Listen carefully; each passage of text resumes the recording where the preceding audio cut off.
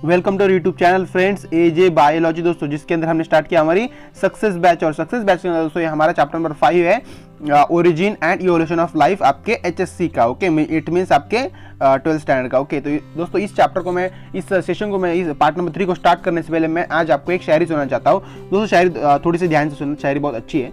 Okay, कामयाबी मुझे ना मिले ये अलग बात है, कामयाबी मुझे ना मिले ये अलग बात है, पर मैं मेहनत ही ना करूं ये तो गलत बात है। दोस्तों अगर शायरी सुनकर आपको अच्छा, वीडियो को यहीं पे लाइक कर देना। और दोस्तों इस शायरी को थोड़ा सा अपने जीवन के अंदर उतारो, क्योंकि आपको पता है अगर हमें लगता है कि हम कुछ चीज़ करने के लिए मतलब उसके अंदर हमें सक्सेस नहीं मिल रही है तो हम उसे छोड़ देते हैं। पर दोस्तों ऐसा नहीं करना है, हमें ट्राई करते रहना है, हमें कोशिश करती रहनी है दोस्तों। ओके, ये शायरी के रूप से मैं आपको यही समझाना चाहता हूँ कि आपको ट्राई करते रहना है। ओके, तो चलो टाइम वेस्ट नहीं करते, आज का हमारा ये चैप्टर नंबर 5 का पार्ट नंबर 3 स्टार्ट करते हैं, जिसके अंदर हम देखने वाले डार्विनिज्म देखने वाले। अभी देखो डार्विनिज्म मतलब क्या, एक डार्विन नाम के साइंटिस्ट थे, उन्होंने एक कुछ मतलब नेचर के रिलेटेड कुछ उन्होंने उनकी थ्योरी लिखी थी, उसके बारे में हम यहाँ पे स्टडी करेंगे। ओके, देखो दोस्तों, the theory was based on Charles Darwin, मतलब उनका नाम था चार्ल्स डार्विन, नाम था उनका। Okay, theory of origin of species by natural selection is called as मतलब डार्विनिज्म बोलते हैं, मतलब जो भी नेचुरली सिलेक्शन जो है ना चीजें, ओके, मतलब जो भी चीजें नेचुरली होती है हमारे इस वर्ल्ड के अंदर, बोलो जो भी नेचुरल चीजें होती हैं, तो उसे मतलब डार्विन्स ने क्या किया था, एक थ्योरी के रूप में लिखा था कि ये सब कुछ चीजें नेचुरली होती है। उन्होंने कुछ इसके एग्जांपल्स भी दे रखे हैं, हम देखेंगे यहाँ पे नीचे। ओके, देखो, it was summarized by Alfred Wallace. Okay, Alfred Wallace नाम के जो एक साइंटिस्ट थे, उन्होंने क्या किया था, इस सभी को एक समराइज करके उन्होंने भी एक छोटी सी थ्योरी दी थी हमें। ओके, तो देखते हैं यहाँ पे, ही ऑब्जर्व प्लांट एनिमल्स एंड इस आइसलैंड ऑफ दी पब्लिश्ड, मतलब इन्होंने क्या किया था, प्लांट हुए, आपके एनिमल्स हो गए, आइसलैंड हुए, सबको इन्होंने क्या किया था, मतलब ऑब्जर्व किया था और पब्लिश किया था, मतलब इनको ऑब्जर्व करके इन्होंने कुछ थ्योरी लिखी और उसे पब्लिश किया था। ओके, इसका मीनिंग ये होता है। Okay, his observation in a book, मतलब उन्होंने जो भी ऑब्जर्व किया उन्होंने एक बुक पब्लिश की। Okay, is called as origin of species, मतलब उस बुक को या फिर उस जो भी उन्होंने थ्योरी लिखी थी उसे हम बोलते हैं origin of species. Okay, origin of species मतलब स्पीसीज का ओरिजिन कहाँ से हुआ उसके बारे में अभी लिखा था इन्होंने। Okay, he was greatly influenced by the geologist C. Lia, okay, C. Lia and economist R. के हमारे यहाँ पे मैल्थस। ओके, मतलब ये जो साइंटिस्ट थे दोनों, इनके ऊपर ही मतलब ये क्या बहुत ही क्या हुए थे, मतलब इन्फ्लुएंस हुए थे। ओके, इनके स्वभाव से या फिर इनके काम से ये दो साइंटिस्ट है ना ऊपर वाले, डार्विन्स और आपके कौन, अल्फ्रेड वेल्स, ये आपके इन दोनों साइंटिस्ट की वजह से प्रभावित हुए थे और उन्होंने इसके ऊपर वो काम किया था। Okay, second number, according to R Malthus, okay, R Malthus, human are facing competition based on increasing population. Okay, मतलब आर मिसेस क्या बोलते हैं, ह्यूमन बहुत ही कंपटीशन को फेस करने वाले हैं या फिर कर रहे हैं। ओके, क्योंकि ये जो बात है, ये डार्विनिज्म है, ये मतलब बहुत ही पुराना है, लगभग 1800 से 1900 के बीच का था। ओके, मैं यहाँ पे गलती से वो डेट लिखना भूल गया दोस्तों, पर मुझे माफ करा थोड़ा सा। ओके, वो इन पॉपुलेशन तब भी इंक्रीज हो रही थी, अभी तो बहुत इंक्रीज हो चुकी है हमारे इंडिया की पॉपुलेशन, स्पेशली बोले तो हम। ओके, इंडिया के नहीं बोल सकते, डार्विनिज्म और ये जो साइंटिस्ट ये आउट ऑफ कंट्री थे, हमारे इंडिया के तो नहीं थे। ओके, तो ये पूरे वर्ल्ड वाइड बोल रहे थे। ओके, तो पॉपुलेशन इंक्रीज होने की वजह से क्या हो रहा था, हमारे वर्ल्ड के अंदर जो भी रिसोर्सेज है वो सब कुछ हमारे वर्ल्ड के अंदर लिमिटेड होने लगे, मतलब बहुत ही हमें रिसोर्सेज की बहुत ही मतलब नीड लगने लगी थी, हमें सब चीज़ों के लिए हमें स्ट्रगल करना पड़ता है। पहले की बात थी, पहले हमें दूध, खाना पीना सब कुछ फ्री में था, मतलब ज़्यादा कुछ करने की जरूरत नहीं थी। जब भी हमारा मतलब समझ लो आज से कुछ 2-4 हज़ार साल पहले, ओके, की बात कब बोल रहा हूँ मैं, मतलब हमें खाने पीने के लिए कोई भी जरूरत, मतलब टेंशन नहीं था, हमें कहीं पे भी मिल जाता था। ओके, ज़्यादा झगड़े वगड़े कुछ नहीं होते थे, क्योंकि जो भी आपकी पॉपुलेशन वो बहुत ही कम थी। ओके, तो उसके अंदर ऐसा प्रोसेस होता था। बट दोस्तों अभी पता है आपको, अभी तो एक छोटी छोटी जमीन के टुकड़े के लिए लोग इतना झगड़ देते थे, क्या हो जाता है आपको पता है। ओके, तो चलो वो टॉपिक नहीं हमारा। According to our methods, okay, ये बोल दिया मैंने, आपको एक्सप्लेन कर दिया। Okay, based on same evidence, मतलब ये किसके ऊपर बोल रहे दोस्तों, ये कुछ इनके पास कुछ एविडेंसेस है, तो इसके ऊपर ये बोल रहे हैं, मतलब ऐसे ही कुछ हवा में बातें नहीं कर रही है, इनके पास एविडेंसेस थे। ओके, देखते हैं यहाँ पे एविडेंसेस भी देखेंगे हम आगे। ओके, इसके कुछ एविडेंसेस है, मतलब इन्होंने कुछ स्टेप्स के अंदर उस एविडेंसेस को कंसीडर किया है। देखो, फर्स्ट स्टेप क्या है, ओवर प्रोडक्टिविटी ओवर दिया, मतलब दैट इज जो some, okay, prodigality of nature, आप यही ध्यान में रखो, over productivity. Okay, living organism produces more young ones than those which can actually survive up to maturity, मतलब जो भी लिविंग ऑर्गेनिज्म होते हैं ना वो यंग वंस होते हैं, मतलब क्या होते हैं, जो living organism young ones organism होते हैं वो those which are actually surviving up to maturity, मतलब उनकी मैच्योरिटी आने तक, मतलब समझ लो यंग वंस यहाँ पे थोड़ा सा वर्ड मुझे लगता है मेरे हिसाब से थोड़ा गलत वर्ड यूज किया है। जो भी मैच्योरिटी कब आती है, जब भी कोई ह्यूमन होता है, कोई भी एनिमल होता है, ओके, तो वो उसकी जब एज ऐसी हो जाती है, मतलब उसकी बायोलॉजिकल बॉडी बहुत अच्छी हो जाती है, उनकी थिंकिंग लेवल, उनकी माइंड की लेवल जो भी है वो मैच्योर हो जाती है अच्छे से, तब उसे मैच्योरिटी बोलते हैं। इट मीन्स उनका ब्रेन की डेवलपमेंट अच्छी हो जाती है। मैं ऐसा नहीं कह रहा कि ब्रेन की डेवलपमेंट रुक जाती है, ब्रेन की डेवलपमेंट होती है, बट वहाँ उस स्टेज के अंदर, मैच्योरिटी के स्टेज के अंदर जो ह्यूमन की ब्रेन की डेवलपमेंट है वो एक सही मात्रा में अच्छे से हो चुकी होती है। ओके, तो दैट इज मैच्योरिटी बोलते हैं उसे। ओके, दिन एक एग्जांपल दे रखा है कि elephant pair can given birth to 6 offspring in 100 years. मतलब एलिफेंट जो होता है ना, वो एलिफेंट वो 100 साल के, मतलब 100 साल के अंदर 6 एलिफेंट को जन्म दे सकता है। इट मीन्स वो आपको पता है हमारे ह्यूमन का प्रेगनेंसी पीरियड क्या होता है। प्रेगनेंसी पीरियड जैसे कि आपने चैप्टर नंबर 2 के अंदर देख लिया होगा, जिसके अंदर हमारे ह्यूमंस के प्रेगनेंसी पीरियड होता है अप टू 9 मंथ्स होता है। ओके, 9 मंथ्स तक उसकी प्रेगनेंसी हो जाती है ह्यूमंस की। ओके, मतलब उस फीमेल की। ओके, और दोस्तों वैसे दोस्तों ये एलिफेंट की कब होती है, एलिफेंट की दोस्तों उसका डबल, मतलब ह्यूमन को अगर 9 मंथ्स लगते हैं ना, तो उसको 9 to 18 मतलब 18 to 22 मंथ्स लगते हैं जो भी एलिफेंट को एक बेबी फॉर्म करने के लिए, मतलब बेबी उसका प्रेगनेंसी होने के लिए। ओके, तो इतने मतलब समझ लो 2 साल से ज्यादा उसको ईयर्स लगते हैं दोस्तों। ओके, तो समझ सकते हो मतलब कितना बड़ा उनका स्ट्रगल होता है। ओके, इसलिए इसकी वजह से दोस्तों, इसके कारण उनके जो एलिफेंट्स है वो ज्यादातर 100 ईयर के अंदर 6 ही एलिफेंट बेबी को मतलब बर्थ कर सकते हैं। ओके, सेकंड दोस्तों हमारे यहाँ पे क्या है, स्ट्रगल फॉर एक्सिस्टेंस। ओके, मतलब ये एक्सिस्टेंस के लिए स्ट्रगल करें, मतलब क्या कहते हैं, every population increases geometrical proportion but food and species remain constant. मतलब जो भी आपका ज्योमेट्रिकल प्रोपोर्शन है हमारे इंडिया का, सॉरी हमारे पूरे वर्ल्ड का, तो वो मतलब क्या हो रहा है, वो उतना का उतना ही है, मतलब वो कांस्टेंट ही है। ओके, फूड हो गया हमारे, जो भी सब कुछ हमारी नीड, जो भी हमारी ह्यूमन रिसोर्सेज, ह्यूमन नीड है वो उतनी उतनी है, बट जो भी आपकी पॉपुलेशन वो इंक्रीज हो रही है कि इसकी वजह से उन्होंने कुछ ना कुछ स्ट्रगल करना पड़ता है वहाँ पे। सेकंड दोस्तों हम यहाँ पे देखते हैं, थोड़ा यहाँ पे रफ कर देता हूँ मैं, अच्छे दिखने चाहिए आपके लिए।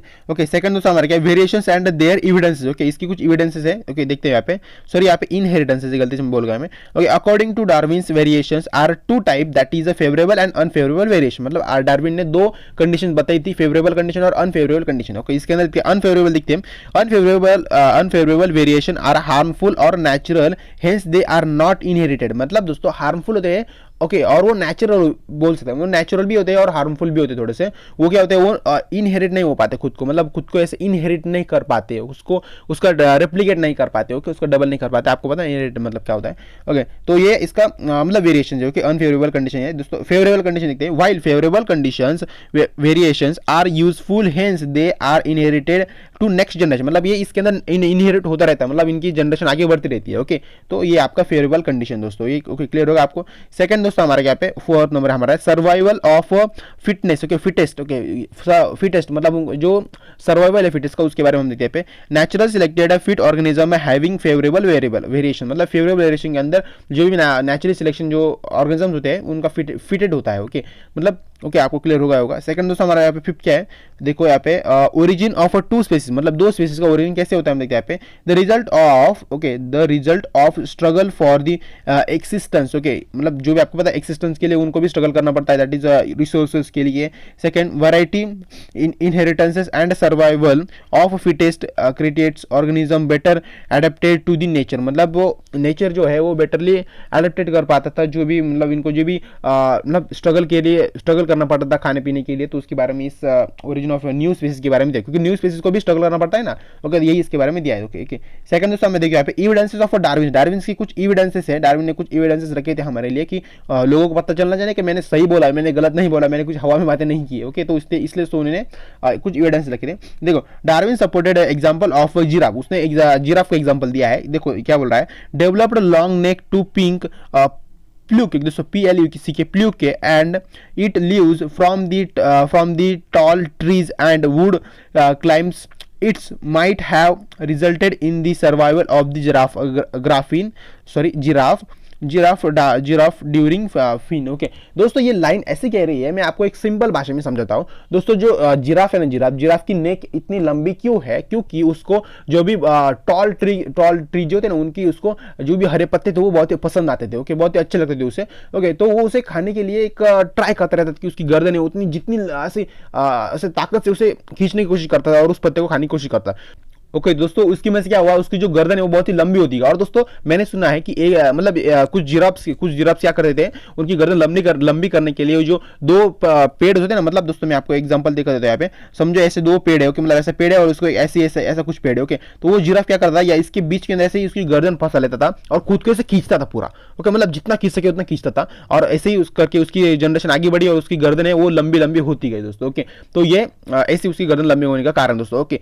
तो आई होप वो क्लियर हो गया होगा। और दोस्तों जो जिराफ है वो पहले, मैं तो ऐसा मुझे ऐसा पता चला है कि जो जिराफ है वो पहले एक जो आपका जेब्रा होता है, देखो जेब्रा आपको पता होगा, जेब्रा जेब्रा का टाइप है, जेब्रा का स्पीसीज जैसा ही कुछ एक टाइप था, ओके। तो वही दोस्तों ये जिराफ है दोस्तों, ओके, मतलब जिराफ जेब्रा जैसा ही दिखता था लगभग, सिर्फ जेब्रा के ऊपर क्या होता है आपके ब्लैक और व्हाइट ऐसे लाइंस होते हैं, और उस जिराफ के अंदर क्या होता है येलो और ऐसे येलो और मतलब ऐसे कुछ डॉट डॉट होते हैं, ओके, आपको पता होगा दोस्तों। तो ऐसे दोनों के अंदर सेम दिखने में से, ओके, मतलब उनकी हाइट बीट सब कुछ सेम था, उनकी गर्दन नॉर्मल सब कुछ थी, बट ये जिराफ है ना वो बहुत ही मतलब हम बोलते हैं एक्साइटेड था बहुत, तो मतलब कुछ खाने पीने के लिए मामले में बहुत एक्साइटेड था, इसलिए वो क्या करता था, लंबी लंबी गर्दन करके उसने ऐसी गर्दन कर दिया और खुद की ऐसी निशानी बन ली, ओके। तो डार्विन ने यही प्रूव किया कि देखो ऐसा भी हुआ है नेचर की वजह से, ओके। तो ये ऑब्जेक्ट अभी देखो, ये तो आपको क्लियर है अभी देखो, बट डार्विन ने सब कुछ किया, तो आपको पता है कुछ कुछ लोग उंगली उठाने वाले तो होते हैं लोग, कोई भी अगर कोई अच्छा काम करते तो उसको उसके ऊपर उंगली उठाने वाले, उसको गलत सलत बोलने वाले तो बहुत लोग होते हैं दोस्तों हमारे दुनिया के अंदर, ओके। तो देखो ये उसके कुछ ऑब्जेक्शन है, उसके ऊपर कुछ ना कुछ ऑब्जेक्शन लिया है दोस्तों थ्योरी ऑफ डार्विन के ऊपर, okay. They fails of explain, okay, explain causes origin and inheritance of variation, मतलब ये बोल रहा है कि जो भी origin and inheritance of variation है उसके उसने मतलब जो भी कॉजेस है वो हमें बताई नहीं, okay. Darwin did not explain that why to vestigial organ inherited, मतलब वो बोल रहा है डार्विन ने वेस्टिजियल ऑर्गन के इनहेरिटेंसेस के बारे में एक्सप्लेन नहीं किया।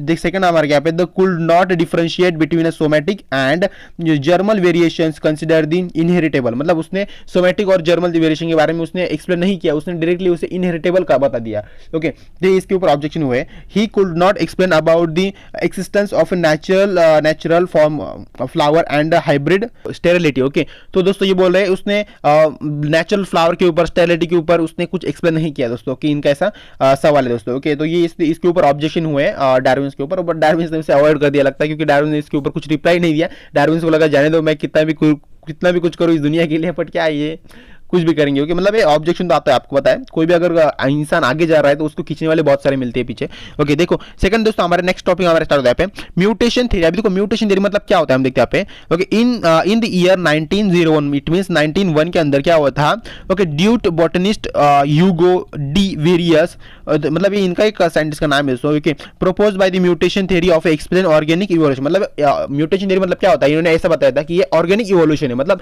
ऑर्गेनिकली ये सब कुछ इवोल्यूशन होता है प्लांट्स के अंदर, एनिमल्स के अंदर, ह्यूमंस के अंदर आल्सो, ओके। तो ये सब बताया तुमने, okay. He is observed Oenothera lamarckiana evening, okay, मतलब ओइनेथ्रा लैमार्किना नाम का एक ऐसा रोज था, ओके, इसे हम इवनिंग प्राइम रोज बोलते हैं, जो इवनिंग के अंदर ही ऐसा ये होता होगा, मुझे पता नहीं, बट आपको पता होगा इवनिंग के अंदर जाता है वो दिखता होगा रोज, ऐसा कुछ होगा ऐसा लगता है, क्योंकि इस वर्ड के अंदर दिया है evening primrose, okay. Plant for 7 generation, मतलब उन्होंने ऐसा बताया कि इस प्लांट के अंदर 7 generation, it mean 7 contrasting character है दोस्तों, ओके, आपको पता होगा, ओके। तो सेकंड दोस्तों हमारे यहाँ पे क्या है, he observed that some sudden heritable changes occurred, मतलब उसने ऑब्जर्व किए कुछ सम हेरिटेबल चेंजेस ऑब्जर्व किए उसने, okay. That character also bread true, मतलब उसने जो भी कैरेक्टर ऑब्जर्व किए ना उस प्लांट्स के अंदर, उस प्लांट के अंदर वो सब कुछ ट्रू निकले, ओके। सेकंड हमारे कहते हैं called as, okay, is called as mutation, that is उस प्रोसेस को हम क्या बोलते हैं, म्यूटेशन बोलते हैं। मतलब क्या होता है कि एक किसी स्पीसीज के अंदर बहुत सारे कैरेक्टर है और उनके अंदर हेरिटेबल चेंज, मतलब उसके अंदर चेंजेस होते रहते हैं, that is called as mutation, okay, clear हो आपको।